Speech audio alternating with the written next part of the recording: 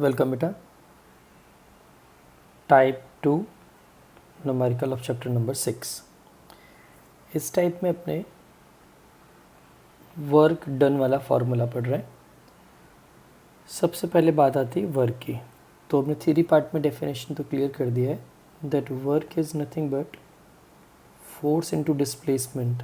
हम यहाँ पे कॉस थीटा लिखते हैं, but theta is equals to angle between vector f and vector d. So what is this d? It is displacement. What is this f? It is force. Force का unit Newton, displacement का metre. ये work हो गया तो इसका unit हम joule लिख सकते हैं। अब देखो जूल ये यूनिट हो गया इसका एसआई, तो इसके और भी यूनिट्स हैं। जूल है, इलेक्ट्रॉन वोल्ट है, किलोवाट आवर है, कैलोरी है, बहुत सारी यूनिट्स और भी हैं। अब यहाँ पे अगर हम बात करें इनके रिलेशन की, तो 1 EV is equals to 4.186 sorry 1.6 into 10⁻⁻19 joule. हम इसी बेस पे न्यूमेरिकल करने वाले हैं, इसलिए पहले से इसको मैं बता दिया। कैलोरी और किलोवाट आवर वाला बाद में है, इसलिए हम उसका डिस्कस बाद में कर लेंगे। वर्क पॉजिटिव और नेगेटिव कब होता है उसके देख लेते हैं हम कुछ रूल्स इसके, या फिर केसेस देख लें। केस 1 में if theta is equals to 0, इसका मीनिंग क्या हुआ कि अगर मैंने फोर्स इस साइड लगाया और ऑब्जेक्ट डिस्प्लेस भी फोर्स की डायरेक्शन में हो रहा है, तो एंगल हो जाएगा 0। Means work will B FD cos 0। FD cos 0 ये तो होगा 1, मीन्स आंसर क्या हुआ FD आया, मीन्स वर्क हो गया पॉजिटिव। तो इस कंडीशन में बोलेंगे हम work done on the body. Second case आ रहा है if theta is equals to 180। ऐसे केसेस में क्या हो जाएगा, आप फोर्स इस साइड लगा रहे हो लेकिन बॉडी डिस्प्लेस अपोजिट कर रहा है। तो ऐसा होने का रीज़न क्या, पहले ये देख लें। It is FD cos 180। cos 180 means it will B minus value, तो आंसर आ गया माइनस में, मीन्स वर्क क्या हो गया नेगेटिव। तो इसका मीनिंग हो गया work done by the body.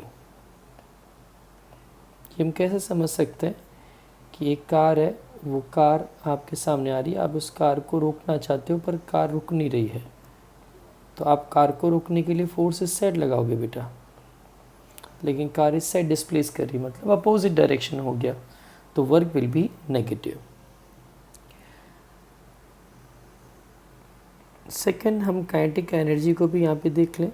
The kinetic energy it is the energy due to the velocity, it is half of mv²। Energy है मतलब जूल में रहेगा। एक कंडीशन था it is work energy theorem, तो change in kinetic energy is equals to work. लेकिन देख लो ये प्योरली कब होगा, नो लॉस ऑफ एनर्जी, किसी भी टाइप की एनर्जी का लॉस ना हो। लेकिन इन प्रैक्टिस ऐसा होता नहीं है, तो जहाँ पे लॉसेस होंगे उस लॉसेस को ऐड करना पड़ेगा इसमें वर्क में बेटा। तो change in kinetic energy work plus ये एनर्जी लॉस लिख सकता हूँ। कैसा एनर्जी लॉस, जैसे कि फ्रिक्शन फोर्स है तो वर्क ड्यू टू फ्रिक्शन या फिर अगेंस्ट द फ्रिक्शन फोर्स हो जाएगा।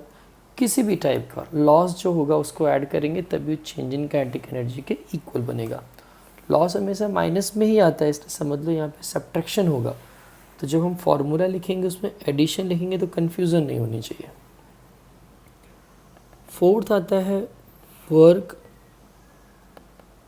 Due two variable force. तो वहाँ पे वर्क एक formula it is force into displacement, लेकिन यहाँ पे क्या करेंगे हम इंटीग्रेशन करेंगे इनिशियल पोजीशन से फाइनल पोजीशन तक। इंटीग्रेशन का रूल आपको मालूम है कि अगर मैं यहाँ पे इंटीग्रेशन करूँ x⁻n का, तो पावर में एक ऐड होगा और टोटल पावर कहाँ आएगा, डिनोमिनेटर में। ये xi और ये xf अगर है तो हम यहाँ पे xf ऊपर और xi नीचे। पहले अपर लिमिट लगाते हैं, फिर माइनस करके लोअर लिमिट, डिवाइड की वैल्यू ऐसी ही रहेगी। एक बार पॉज करके वीडियो इसको सबको लिखना, एक बार लर्न करके फिर स्टार्ट करना न्यूमेरिकल। चलो यहाँ से स्टार्ट करें। सबसे फर्स्ट न्यूमेरिकल आपके इलस्ट्रेशन का इस टाइप के ऊपर से। It is well known that rain drop falls under the influence of the downward gravitational force and the opposing resistive force. देखो यहाँ पे अपोजिंग रेजिस्टिव फोर्स आ गया बेटा। The latter is known to be proportional to the speed of the drop but is otherwise undetermined. अब ये सब reasons समझने की कोई ज़रूरत नहीं, यहाँ पे हम फ्लूइड मैकेनिक्स पढ़ेंगे तब आएगा।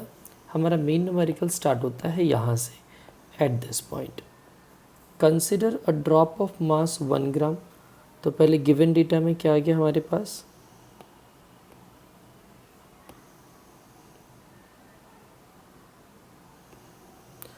mass of the drop, it is 1 gram. 1 gram means 10 raised to 3 kilogram. It is falling from a height of 1 kilometer. तो कितनी हाइट से गिर रही है, 1 kilometre. 1 kilometre is nothing but 10 raised to 3 meter. It hits the ground with a speed of 50 meter per second. Hit करता है ground को, वो उसकी फाइनल स्पीड है, मतलब इनिशियल स्पीड तो ज़ीरो लेंगे जब ड्रॉप वहाँ से मूव करना स्टार्ट किया। तो सीन देख लो कैसा, ये ड्रॉप है यहाँ पर, ये यहाँ से फ्री फॉल कर रहा है, इसकी इनिशियल वेलोसिटी ज़ीरो। ये यहाँ पर नीचे आके इस ग्राउंड को हिट करेगा, तब उसकी स्पीड कितनी है, इट इज़ 50 मीटर पर सेकेंड। ये टोटल हाइट जो इसकी है h, स्मॉल h भी ले सकते हो आप, दैट इज़ 500 मीटर। चलो क्या फाइंड करना है, what is the work done by the gravitational force. देखो इस थियरी पार्ट में छोटा सा टर्म बता दूँ मैं, वर्क वाला। वर्क होता है फोर्स इनटू डिस्प्लेसमेंट। अब कोई भी ऑब्जेक्ट पे अर्थ अपने नीचे की तरफ फोर्स लगाता है जो कि mg है, so it will B mg, और डिस्टेंस को मैं h रख लूँ, क्यों, अगर इस बॉडी को मैं पर्टिकुलर हाइट तक मूव करता हूँ। हमने छोटा सा ये टर्म ले लिया है ग्रेविटेशनल पोटेंशियल एनर्जी में, हम इसको रिपीट करेंगे।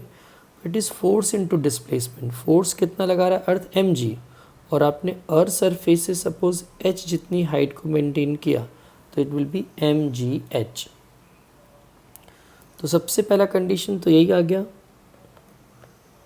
कि work done by the gravitational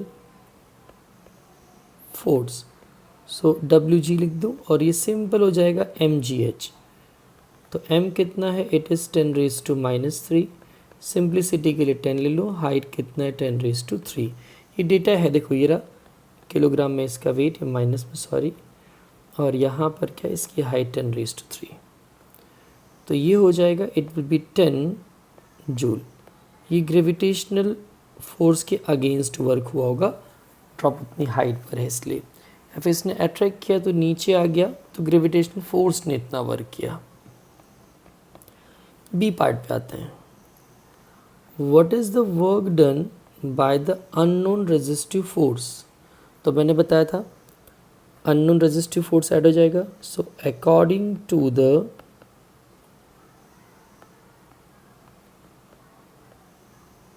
work energy theorem, that is change in kinetic energy is equal to work, gravitational work पर जो लॉस हो रहा है वो रेजिस्टिव फोर्स के कारण हो रहा है। तो WR को मैं सब्जेक्ट ले सकता हूँ। Change in kinetic energy final minus initial, mgWR यहाँ पर। अब K होता है बेटा half of mv², initial half of mv0², पर ये पार्ट तो ज़ीरो हो जाएगा क्योंकि मूविंग ही नहीं था स्टार्टिंग में। अब मैं अगर यहाँ पे बेटा इस पार्ट को सब्जेक्ट लूँ तो 1/2 mv² minus WG is equals to WR हो गया। तो हम यहाँ पे लिख सकते हैं work due to the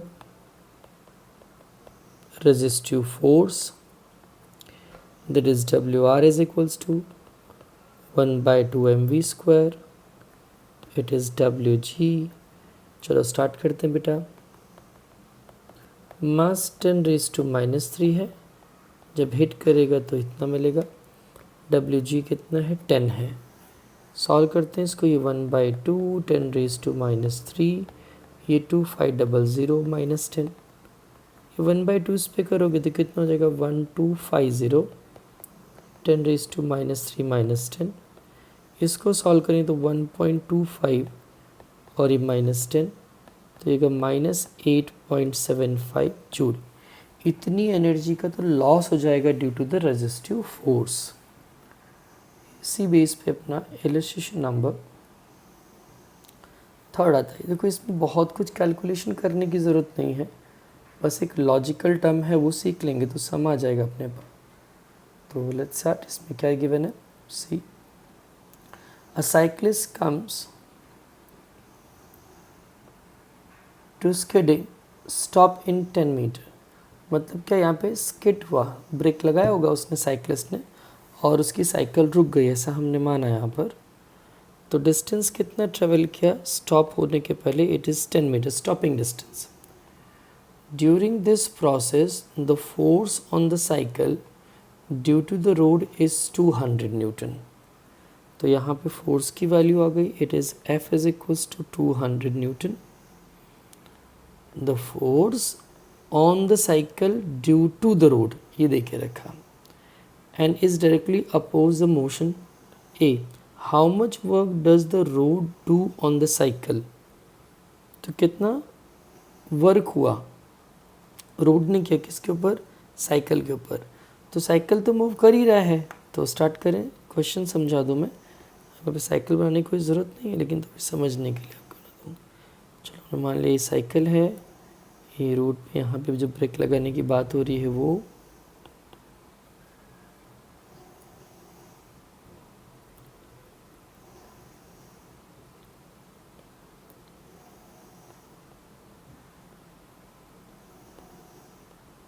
pedal बना दे रहे हैं समझने के लिए सिर्फ आपको। ठीक, अब ये साइकिल को जब ब्रेक लगाएगा तो ब्रेक लगाए तो फोर्स बैकवर्ड रहेगा, रोड इस पे क्या करेगा रेजिस्टिव फोर्स लगाएगा, पर साइकिल जाएगी आगे। तो जो फर्स्ट कंडीशन बनता है हमारा कौन सा बनेगा, that the work done by the road, तो W is equals to F D cos theta हमारा फॉर्मूला। एफ डी यहाँ पे कॉस 180 एग्जैक्टली अपोजिट हुआ, मतलब ये -FD आ गया। फोर्स 200 है, डिस्प्लेसमेंट 10 है, मतलब -2000 जूल। माइनस क्या दिखा रहा है, लॉस हुआ एनर्जी का। सेकेंड कंडीशन क्या बोलता है, how much work does the cycle do on the road. तो यहाँ पर work done by the cycle on the road, यहाँ पर ऑन द साइकिल था। तो बेटा यहाँ पे वर्क ज़ीरो होगा बिकॉज ऑफ डिस्प्लेसमेंट ज़ीरो। किसका डिस्प्लेसमेंट ज़ीरो, रोड का। Road is not moving, cycle move करी थी, जिसका डिस्प्लेसमेंट नहीं होगा वहाँ पे वर्क होता नहीं है, तो ये उसी जगह पे स्टॉप हो जाएगा, it is not moving. Example number 6.4 देखते हैं। In a ballistic demonstration, a police officer fires a bullet of mass 50 ग्राम। तो क्या गिवन है, मास ऑफ द बुलेट बेटा, तो मैंने पहले लिख दिया 50 gram, means it will be 0.05 kilogram, with a speed of 200 metre पर सेकेंड। तो इनिशियल स्पीड हो गई 200 मीटर पर सेकेंड, इसी को ज़रूरत नहीं है यहाँ पे टेबल देखने की। On soft plywood of thickness this one, तो इसको थिकनेस या डिस्टेंस डी लिख दो क्योंकि उतना उसको कवर करना है। It is 2 centimetre mean 0.02 metre. The bullet emerges with the only 10% of its initial kinetic energy. मतलब जब वो बाहर निकलता है तो उसका फाइनल काइनेटिक एनर्जी क्या होगा, 10% ऑफ इनिशियल काइनेटिक एनर्जी बन जाएगा। What is the emergent speed of the bullet, तो बुलेट की फाइनल स्पीड क्या होगी। ओके, तो देखो ये v नॉट लिखा है, इसको मैं v इनिशियल भी लिख सकता हूँ बेटा। अब इस क्वेश्चन को समझे अपने। हम सपोज एक यहाँ पे प्लाई ऐसा बना देते हैं, थिक प्लाई थोड़ा सा।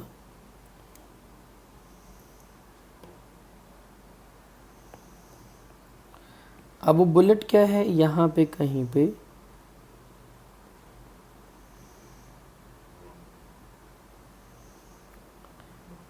ये फायर की। देखो अब समझते हैं कि जब ये यहाँ पर एग्जैक्टली होगा इधर, तब की स्पीड उसकी गिवन है, और फिर क्या करेगा, ये यहाँ से बाहर भी तो निकलेगा, यहाँ पर आएगा ये डिस्टेंस ट्रेवल करने के बाद। तो जब यहाँ पे ये एंट्री कर रहा है एग्जैक्टली इस जगह पे, तो इसकी इनिशियल स्पीड है और यहाँ पे इसकी फाइनल स्पीड है बेटा। यहाँ पे इसका इनिशियल काइनेटिक एनर्जी, यहाँ पे इसका फाइनल काइनेटिक एनर्जी है। जो फाइनल काइनेटिक एनर्जी मिलेगी वो only 10% of initial kinetic energy मिलती है, और ये थिकनेस इसको कवर करना है बुलेट को। तो यहाँ पे ऑब्वियसली इसकी स्पीड में चेंजेस आएंगे। तो अपना मेन फार्मूला बहुत सिंपल वाला, क्या, जो हमारे पास डेटा दिया उसी का यूज़ करेंगे हम। So here final kinetic energy of the bullet, so it is kf is equals to 10% of ki। तो kf मतलब क्या हो गया, half of mv f square, half of mv i square.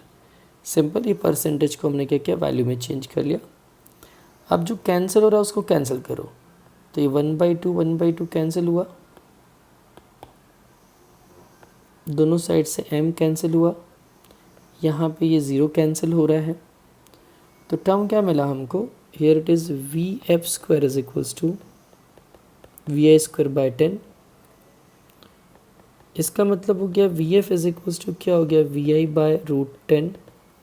तो इनिशियल स्पीड तो दे के रखी है उसकी, कितना, 200। तो इस वैल्यू को हम कर सकते हैं यहाँ पे क्या, 200 बाय रूट 10। इसको सॉल्व करोगे तो आपको अप्रॉक्स कितना, 63.29 मीटर पर सेकेंड मिलेगा। मतलब बुलेट जब यहाँ से फायर हुई, एंट्री किया, एग्जिट किया, तो उसकी लॉस ऑफ एनर्जी के रिस्पेक्ट में हमने इसके फाइनल स्पीड को फाइंड किया। नाउ इस बेस पे एक और numerical, it is example 6.5। A woman pushes a trunk on a railway platform which has a rough surface. She applies a force of 100 Newton over a distance of 10 metre. 10 metre तक तो कितना force लगाती है वो, 100 Newton का। हम थोड़ा सा पे डायग्राम भी ड्रॉ कर दे जाए कि भाई चलो ये एक बड़ा सा ट्रंक है यहाँ पर, इस सरफेस पे यहाँ, और वो वुमन यहाँ पर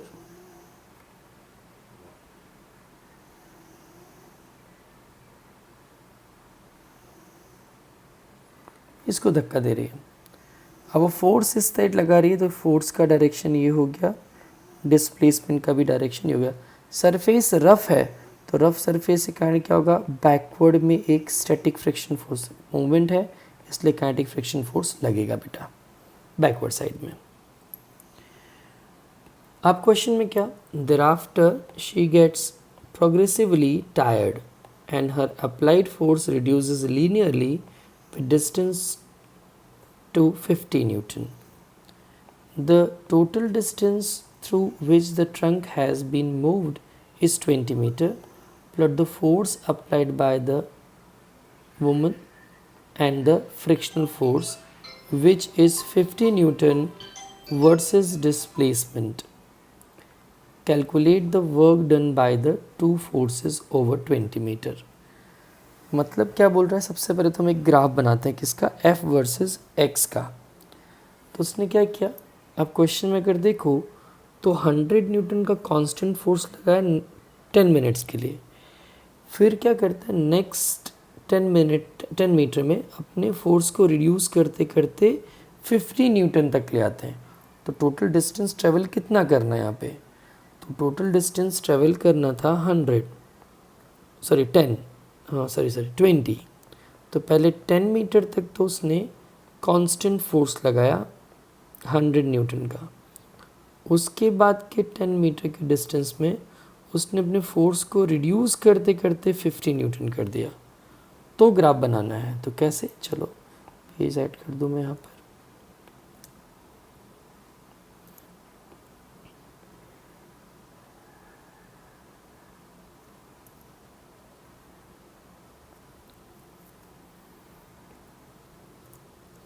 तो सबसे पहले यहाँ हम फोर्सेस के दो पार्ट ले लें। ये हो गया हमारे पास 50 और ये हो गया बेटा 100, क्योंकि ये फोर्स की लाइन है। Force it is depending on distance, चाहो तो सिंपल एफ लिखो तब भी चलेगा।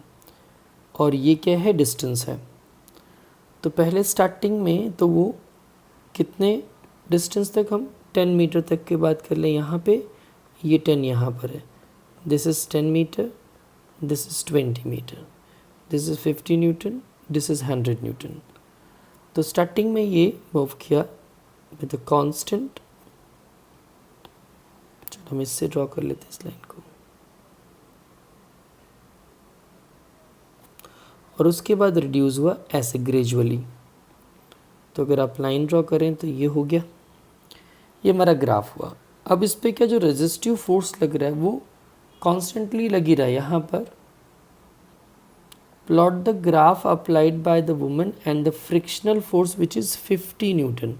एक कांस्टेंट 50 न्यूटन का फोर्स लग रहा है इसके ऊपर। तो ये बैकवर्ड में -50 यहाँ पे ले लेता हूँ। तो एक लाइन और हो गई हमारी। ये तो कांस्टेंट लास्ट तक ऐसे ही लग रहा है, इसमें तो कोई चेंजेस ही नहीं है। अब इस पार्ट को समझो। सबसे पहले तो ये पोर्शन एक कवर अप हो रहा है, ये कांस्टेंट के लिए हो गया, इसमें कोई चेंजेस नहीं है। फिर एक यहाँ पर जो वेरिएबल कंडीशन दे के रखी है, इतना पार्ट हो गया बेटा। और फिर एक यहाँ पर लास्ट में जो रेजिस्टिव फोर्स लगा है ये कांस्टेंट है, इसमें कोई चेंज नहीं है, एज इट इज़। तो 3 पार्ट हुए हमारे। तो यहाँ पे मैं ऊपर लिख दूँ, ये कौन सा है, इट इज़ अप्लाइड फोर्स। ये कौन सा है, रेजिस्टिव फोर्स।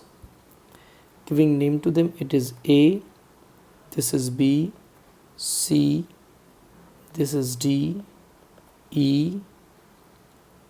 यहाँ पे इसमें थोड़ा सा करेक्शन है, ये वाली वैल्यू को हम निकालें। यहाँ पे मैंने लास्ट में 0 तक दिखा दिया, 0 तक नहीं होगा, 50 तक बनेगा। मीन्स ये लाइन में यहाँ पे ले आऊँ,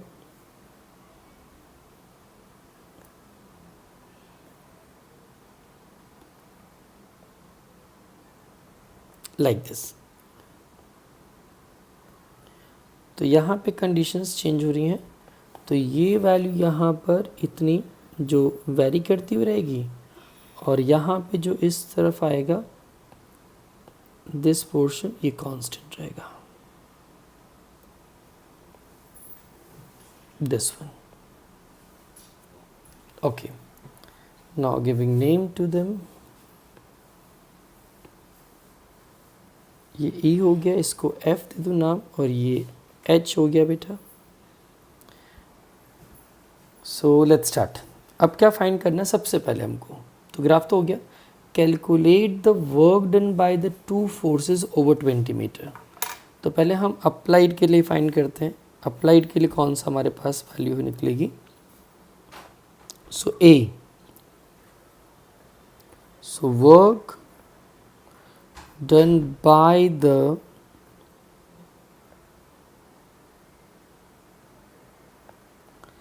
अप्लाइड फोर्स। तो बेटा यहाँ पे ग्राफ बन रहा है। अब देखो, वर्क होता है फोर्स इनटू डिस्प्लेसमेंट, राइट है। हमारा ये जो ग्राफ है वो फोर्स और डिस्प्लेसमेंट का ही है। तो अगर मुझे इसका प्रोडक्ट निकालना तो एरिया निकालना पड़ेगा। तो वो एक्चुअल में क्या हो जाएगा, एरिया ऑफ रेक्टेंगल। कौन सा, पहले देखो यहाँ पे डायग्राम में, it is A B E D, A B E D, A B E D, ये हो गया। सबसे पहले मैं इस पोर्शन को निकालूँ, यहाँ पे पूरा का पूरा रेक्टेंगल मिल गया हमको, फिर प्लस इसके बाद आएगा एरिया ऑफ ट्रायंगल बन रहा है। कौन सा ट्रायंगल बन रहा है देखो आप, ईरा मिला वाला, तो हम इस ट्रायंगल को रख लें, तो दिस ट्रायंगल इज HEF,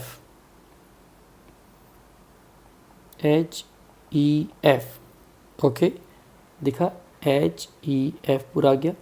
फिर एक और रेक्टेंगल बचता है,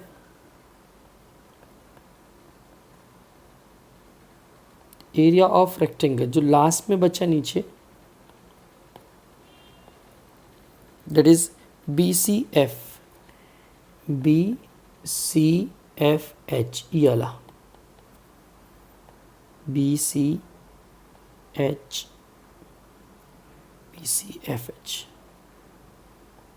ओके।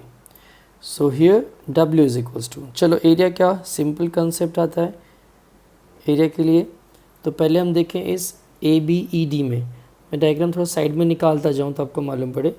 जो हमारा ABED है यहाँ पर, ये 100 है और ये कितना बेटा 10 है, तो डायरेक्टली हम क्या करेंगे, इतना पोर्शन ले लेंगे ये 10 का, 10 मीटर, और ये क्या आ जाएगा 100 न्यूटन, तो सीधा मल्टीप्लाई हो गया ये, इट इज़ 100 इंटू 10 प्लस 1/2, यहाँ पे क्या हो जाएगा, इट इज़ 50 इंटू 10। देख लो कैसे बेटा, अब हम इस ट्रायंगल की बात करें, इतने वाले ट्रायंगल की, तो ये वैल्यू कितनी 50 है और ये कितना 10 है, पर ट्रायंगल का एरिया 1/2 बेस इंटू एल्टीट्यूड, और लास्ट में जो BCFH बना है तो वो इतना पोर्शन है यहाँ वाला, ये इतना, तो इसमें क्या हो जाएगा, ये तो 10 है और ये कितना है 50। इसको बराबर फिर से एक बार पॉज करके देखना वीडियो, डायग्राम खुद ड्रॉ कर लेना नोटबुक पे, तब देखते रहना तो ज़्यादा क्लियर होगा। So it will B 50 into 10, अब सॉल्व करें इन सबको, तो ये हो गया 1000, यहाँ पे ये कितना हो जाएगा 250, और ये कितना हो गया 500, ऐड करो तो 1750 जूल ऑफ वर्क डन। ये कौन सा हुआ, अप्लाइड फोर्स के लिए। अब बात आता है रेजिस्टिव के लिए। सो work done by the frictional force या फिर रेजिस्टिव फोर्स, तो कंफर्म है पूरा का पूरा, तो एरिया ऑफ रेक्टेंगल कौन सा, क्या था बेटा A, इसको मैं I लिख दूं तो ACIG हो जाएगा, इसको G लिख देते हैं, ACIG। तो पूरा का पूरा कंडीशन, ये पूरा 20 मीटर कवर हो रहा है यहाँ पर, और ये 50 न्यूटन कवर हो रहा है। माइनस में है तो माइनस रखेंगे, -50 इंटू 20 मतलब कितना हो गया, ये 1000 जूल ऑफ वर्क हो गया। नाउ इसी बेस पे एक और सम 6.6, इलस्ट्रेशन 6.6। क्वेश्चन में है a block of mass 1 kilogram. तो चलो पहले डेटा में जो दिया हमारे पास, तो मास मिल गया, it is 1 kilogram, moving on a horizontal surface with the speed of this, तो इसकी इनिशियल स्पीड हो गई 2 मीटर पर second, enters a rough patch ranging from x is equals to 0.1 to x is equals to 2.01, means यहाँ पे इस पॉइंट, इस डिस्टेंस से लेके x2 is equals to 2.01 metre तक सरफेस कैसा रफ है। The retarding force Fr on the block in the range is inversely proportional to x over this range। अब देखो यहाँ पे अच्छी बात ये आती है, अच्छी बात मतलब डेटा जो दिया है हमारे पास, जो Fr दिया है रेजिस्टिव फोर्स -k/x, किसके लिए 0.1 मीटर से 2.01 मीटर तक ये फोर्स रहेगा, और ये फोर्स बिल्कुल नहीं लगता कब, जब हम डिस्टेंस में 0.1 मीटर से कम हो या फिर डिस्टेंस में 0.1 मीटर से ज़्यादा हों, दोनों केसेस में 0.1 नहीं सॉरी 2.01 मीटर से, दोनों केसेस में फोर्स नहीं लगता और के की वैल्यू दे के रखिए 0.5 joule. So what is the final kinetic energy and speed V F of the block as it crosses this patch. अब क्वेश्चन को मैं एक बार फिर से क्लियर कर दूं। देखो यहाँ पे एक ऐसा पैच है, कुछ पोर्शन यहाँ पे रफ है, मैं मान लेता हूँ यहाँ पे ये पोर्शन रफ है पूरा का पूरा, इसके पहले ये स्मूथ है, बाद में भी स्मूथ है, मीन्स ये डिस्टेंस कितना हो जाएगा, x is equals to 0.1 metre, ये x इज इक्वल्स टू 0 है, ये x is equals to 2.01 metre है। तो जो ब्लॉक है, ये ब्लॉक जब यहाँ से लेके यहाँ तक जाता है तो ऑब्वियसली जब वो एंटर कर रहा होगा बेटा, तो उस टाइम तो उसकी इनिशियल स्पीड जो दी थी वही इट वाज 2 मीटर पर सेकेंड, लेकिन ड्यू टू फ्रिक्शन इसकी स्पीड कम होती जाएगी और बाद में स्पीड कुछ और मिलेगी। तो ये फाइंड करना है हमको सिंपली। अब सबसे पहले हम यहाँ पे क्या करते हैं, हमको ये फाइनल स्पीड की ज़रूरत है, तो अपना मेन टारगेट क्या, चेंज इन वर्क का फॉर्मूला क्या, जो चेंज इन काइनेटिक एनर्जी का फॉर्मूला लगाएंगे तो क्या, वर्क एनर्जी थ्योरम डेल्टा के वाला कंडीशन, तो हम उसका यूज़ कर लें डायरेक्टली यहाँ पर। सो लेट्स स्टार्ट, एक पेज ऐड कर दें।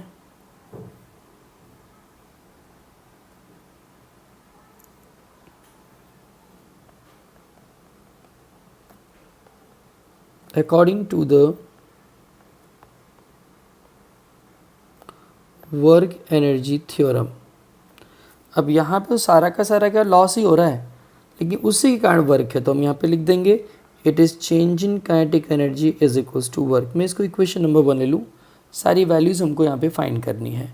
आप चाहो तो एक स्टेप और लिख सकते हो यहाँ पर, I can write K final minus K initial is equals to work, means K final is equals to K I plus work. अब हम इसी के साथ इसको सॉल्व करना स्टार्ट करते हैं। This is half of M V F square, half of M V I square, work variable है तो x1 से लेके या फिर xi से लेके xf तक, और ये वर्क एक्चुअली क्या होगा, फोर्स इनटू डिस्प्लेसमेंट बनेगा। So this is 1/2 mv/f square is equals to, देखो बार बार ना लिखना पड़े इसलिए हम इसको हटा देते हैं, हम बाद में लिख देंगे लास्ट में, या तो चलो एज ए इक्वेशन सॉल्व कर लेता हूँ। कैसे बता दूँ मैं आपको बेटा,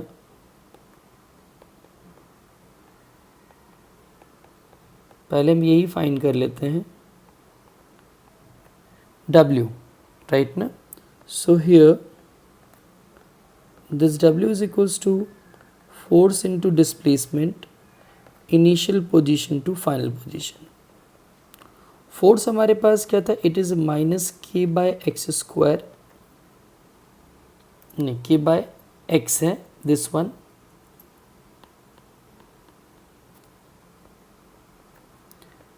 इसको मैंने इनिशियल टू फाइनल लिखा। क्वेश्चन में देख के रखा है के की वैल्यू कितनी है, इट इज़ 0.5, सो के आउटसाइड, एक्स आई कितना था 0.1 और ये था 2.01, it is 1/x dx with minus, ये 0.5 यहाँ पर आ जाएगा ln x 2.01, इट इज़ 0.1। अभी हमारा थोड़ा सा मैथ्स का पार्ट है, हम इसको सॉल्व करते हैं। तो माइनस 0.5 तो एज इट इज़, अब ये ln x में क्या होगा, पहले अपर लिमिट आएगा माइनस करके लोअर लिमिट आएगा, तो 2.01/0.1 बनता है, डिवाइड करेंगे 2.303, तो ये लॉग बन जाएगा बेटा, तो 2.01 बाय करो तो कितना 20.1, तो ये 0.5 ये 2.303, इसकी वैल्यू देखना तो आपको अप्रॉक्स मिलेगा 1.3031, इन सबको मल्टीप्लाई करेंगे तो 1.5000 and this is nothing but the work done. So अब जो अपने पास था k final is equals to k initial plus work, उस इक्वेशन पे आते हैं. Half of M V F square, half of M V Y I square, and this is w. चलो वैल्यू पुटअप करते हैं. 1/2 mass is 1 kilogram. It is here. मैंने इस 1 kilogram का यूज़ कर लिया यहाँ पे directly. It is V F square 1 V I. Initial speed given थी बेटा, इट वॉज 2. ये मिला 1.5 माइनस में. तो वी एफ स्क्वायर बाई 2, यहाँ पे सिर्फ और सिर्फ बचेगा कितना 2 माइनस 1.5. माइनस 1.5 मतलब है 0.5 रह जाएगा. तो V F is equals to multiply करोगे you will get the 1, means अगर स्क्वायर रूट कर दूँ तो इट विल बी 1 मीटर पर सेकेंड. मीन्स इतनी स्पीड से वो बॉडी बाहर आएगा जब ये इस पैच को कवर करेगा.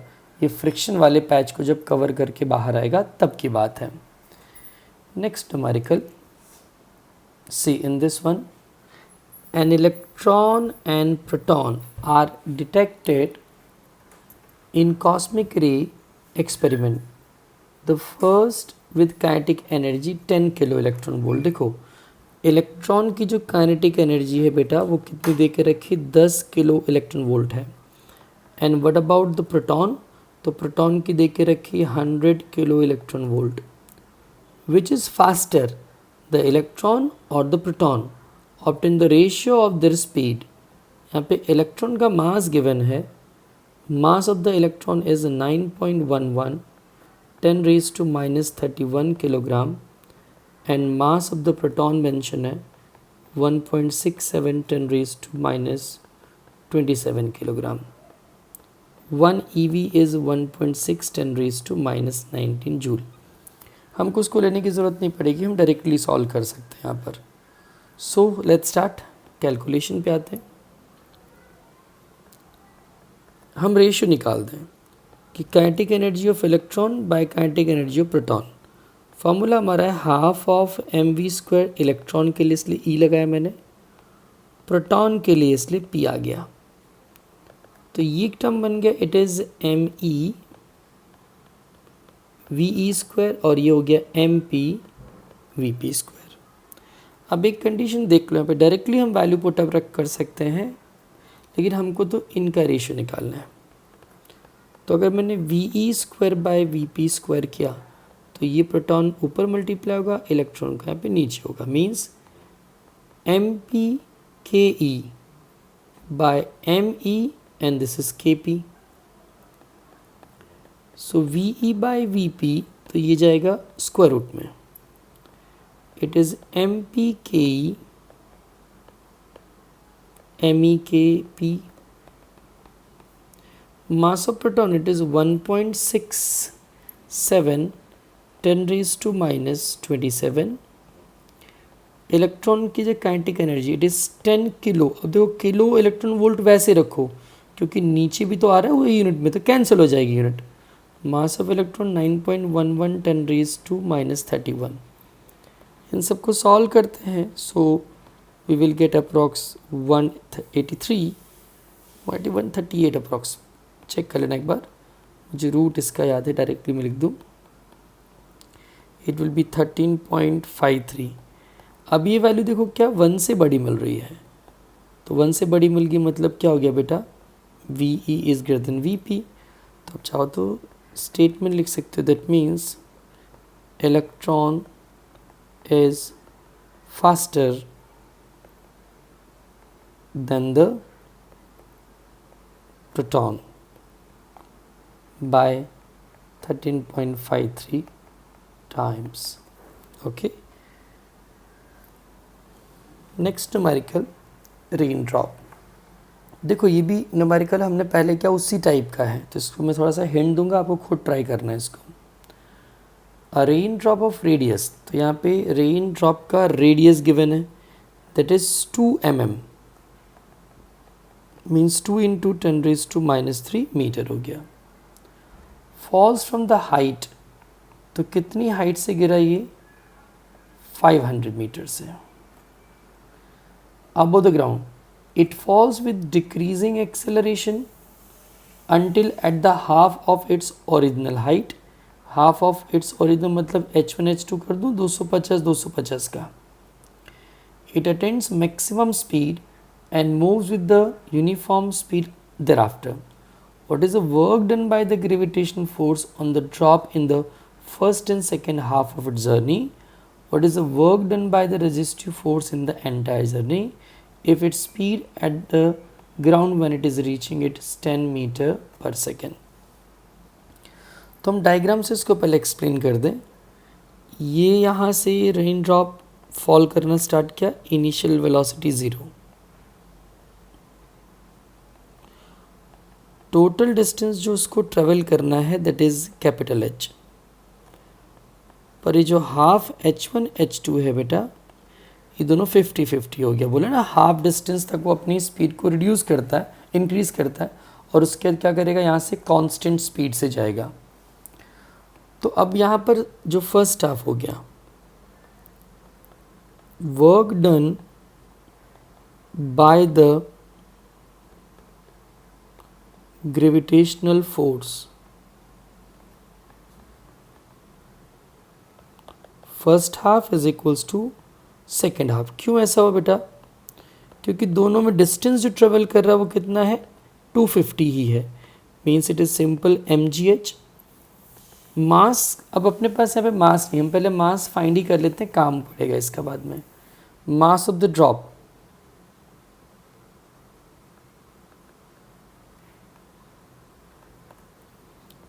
m is equals to rho into V हो जाएगा। रो होता है क्या है, डेंसिटी ऑफ वाटर, और ये ड्रॉप स्फेरिकल होगा इसलिए 4/3 पाई आर क्यूब। तो यहाँ पे हम वैल्यू फाइंड कर लें पहले इसकी। 10⁻3, ये 4 है, ये 3.14 है, रेडियस 2 mm था बेटा इसलिए 10⁻³ किया, और यहाँ पे क्यूब आ गया। डिवाइड कर देते 3 से। अब हम अगर इसको सॉल्व करते हैं तो पहले ये वैल्यू निकाल लोगे आप, हमने एक न्यूमेरिकल कर दिया इसलिए मैं सॉल्व नहीं कर रहा हूँ। यहाँ पर ये मास आ जाएगा। तो इसके बाद आप क्या करेंगे,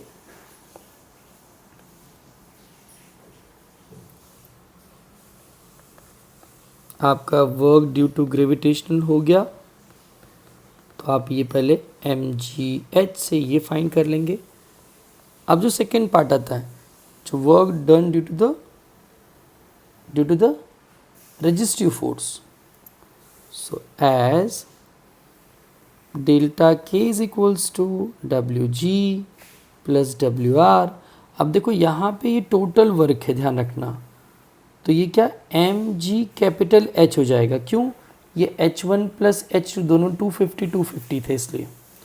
बस अब सिंपल लास्ट हमने जो न्यूमेरिकल चलाया था इलस्ट्रेशन में उसी के अकॉर्डिंग इस सम को करोगे। दिस विल बी होमवर्क, आएगा आपको कंपलसरी, ट्राई करना है। Next numerical 20 number, top most MP है। A body of mass m, तो m कितना दिया है, it is 0.5 kilogram, travels in a straight line with velocity रे, इतनी वेलोसिटी से ये मूव कर रहा है। तो चलो यहाँ पे वेलोसिटी गिवन है, इट इज़ a x⁻³/2।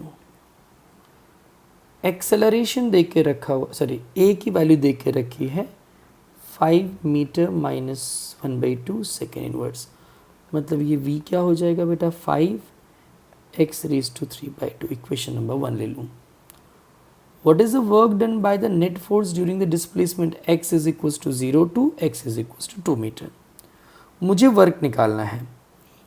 अब आपको मालूम होना चाहिए कि वर्क कब मिलेगा, जब फोर्स होगा। फोर्स कब मिलेगा, जब एक्सेलरेशन और मास होगा। तो मास तो हमारे पास है, एक्सेलरेशन नहीं है। तो सबसे पहला हमारा टास्क होगा एक्सेलरेशन फाइंड करने का। Acceleration is nothing but dv/dt। अब बेटा v अपने पास है, इट इज़ 5x⁻³ 5 तो कांस्टेंट है, D by D T of X raise to 3/2 हो गया। तो हमने चेन रूल समझाया था कि चलो पहले पावर आ गया, इस पावर में से एक माइनस कर दिया, लेकिन वापस इस x को डिफरेंशिएट करना पड़ेगा। अब ये कितना हो गया, दिस विल बी 1/2। अगर मैं इसको सॉल्व करता हूँ तो बायो स्टूडेंट्स 3/2 - 1, इसको मल्टीप्लाई करूँगा 3 - 2/2 मतलब 1/2 हो जाएगा। अब बात आती है इस dx बाई डी टी की, तो हमको मालूम है कि वेलोसिटी होता है dx बाई डी टी, तो यहाँ पे वेलोसिटी आ गया। अब ये वेलोसिटी तो हमारे क्वेश्चन में ही गिवन है, देख लो आप, it is 5x raise to 3/2। तो यहाँ पर 5 × 3 × 5 इट विल बी 75/2 हो गया। ये पावर 1/2 और ये पावर 3/2, तो फिर से by student it is 1/2 plus 3/2, LCM 2, it is 1 + 3, 4/2 means answer 2, means 75/2 x raise to 2 बना। ये तो अभी तक का सिर्फ एक्सेलरेशन है। तो वर्क क्या हो जाएगा, the work will B force into displacement, लेकिन इंटीग्रेशन करना पड़ेगा x1 से x2 तक। x1 0 है, x2 2 है। कहाँ से देखा हमने, क्वेश्चन से देख लो आप। ये x = 0 से x = 2 तक की बात करनी बेटा, और F = ma होता है। m दे के रखा हमारे पास, m की वैल्यू है 0.5 और a हमारे पास क्या मिल गया, it is 75/2 and x raise to 2 dx। तो 0.5 × 75/2 तो हमने बाहर निकाल दिया पूरी वैल्यू यहाँ पर, और इसको इंटीग्रेट करेंगे 0 से 2 तक x² dx। तो इसको तो मैं 75/4 कर सकता हूँ, देखो ये 0.5 मतलब /4 लिख सकते हैं। पावर में एक ऐड होगा, पावर नीचे आएगा, ये रूल है बेटा इंटीग्रेशन का, 2³ 0³/3। तो ये हो गया 75, ये ऊपर आ गया 8, नीचे 4/3। सॉल्व करेंगे इन सबको, चलो स्टार्ट करते हैं। 4 2 ज़ा, ये हो गया करेक्ट है, और ये 25 3 ज़ा मतलब कितना हो गया ऊपर 50 जूल। तो ये टाइप को 2 बार 3 बार देखना, सम सॉल्व करना तो प्रिपेयर होगा टाइप 3 नेक्स्ट वीडियो में।